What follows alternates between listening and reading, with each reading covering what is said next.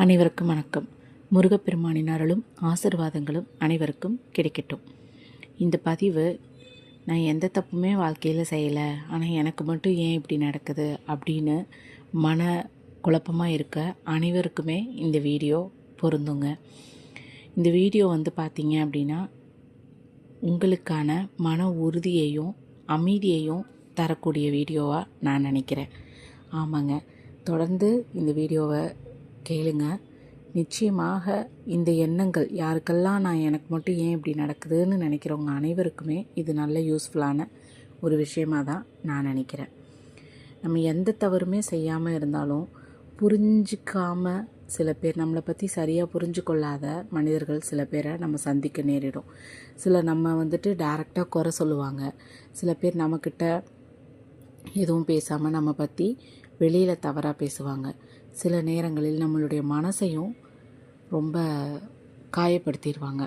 அந்த நேரத்தில் மனசு உடஞ்சி போகிறது இயல்பு தாங்க. ஆனால் ஒரு விஷயத்தை மட்டும் நம்ம மறக்கவே கூடாது.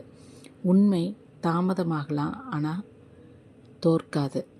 தாமதமாக அந்த விஷயம் வெளியில் வரலாம், ஆனால் தோற்று போகாது. முருகன் நம்முடைய ஒவ்வொரு கண்ணீரையும் பார்த்துக்கிட்டு தான் இருக்கார். அது முருகன்னு நான் நம்புகிறேன். நான் எனக்கு பிடித்த கடவுள் முருகன் அப்படிங்கிறதுனால. ஸோ இந்த பிரபஞ்சத்தில் உங்களுக்கு பிடித்த கடவுள் இந்த பிரபஞ்சத்தில் இந்த பிரபஞ்ச சக்தியாக கூட இருக்கலாம்.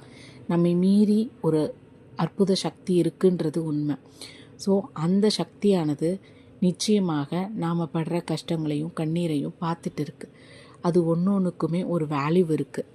ஸோ இன்றைக்கி நடக்கிற ஒவ்வொரு சோதனைக்கு பின்னாடியும் ஒரு வெற்றி தயாராக இருக்குது அப்படிங்கிறத நீங்கள் மறந்துடக்கூடாது. அதனால தான் யாருடைய வார்த்தையாலையும் உங்களுடைய மனசை உடைக்க விடாதீங்க. அவங்க பேசுகிற அந்த வார்த்தைகளால் நம்ம மனசை என்ன பண்ணக்கூடாது, காயமாகக்கூடாது. நீங்கள் நேர்மையாக இருந்தால் உங்களுடைய நேர்மை தான் ஒரு நாள் உங்களுக்கு பேசும். இன்று உங்களை யாரும் புரிந்து கொள்ளவில்லை என்றாலும் முருகன் உங்களை புரிந்து கொள்வார். அதனால் நம்பிக்கையை மட்டும் விடாதீங்க. ஒவ்வொரு காலையிலையும் எழுந்தவுடன் ஓம் சரவணபவ அப்படின்னு சொல்லுங்கள். இது முருகனை நம்பிக்கை இருக்கவங்க கண்டிப்பாக சொல்லலாம். இல்லைன்னா உங்களுக்கு பிடிச்ச எந்த தெய்வமோ அந்த தெய்வத்தோட நாமங்களை தினமும் சொல்லுங்கள். அது நிச்சயமாக ஒரு மன ஆறுதலாக இருக்கும்.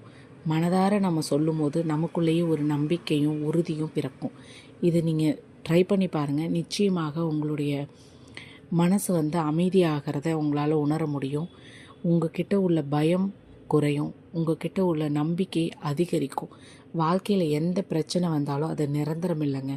இறைவன் கொடுக்குற அருள் நம்பிக்கை, மன உறுதி இதெல்லாம் நம்ம கூட இருக்கும்போது நம்ம நிச்சயமாக நம்ம உறுதியாக வெற்றி பெறுவோம் அப்படிங்கிறது தான் உண்மை. இறுதி வரை நம்ம கூட ஒரு அரணா பாதுகாப்பாக கடவுளோட அருள் எப்போவுமே இருக்கும் அப்படின்னு நீங்கள் நம்புங்க. இன்று கஷ்டம் இருந்தாலும் நாளை நல்ல நாள் வரும் என்று நீங்கள் மனதார நம்புங்கள். முருகனோட அருள் உங்கள் குடும்பத்திற்கும் உங்கள் வாழ்க்கைக்கும் எப்போதும் துணையாக இருக்கட்டும். ஓம் முருகா.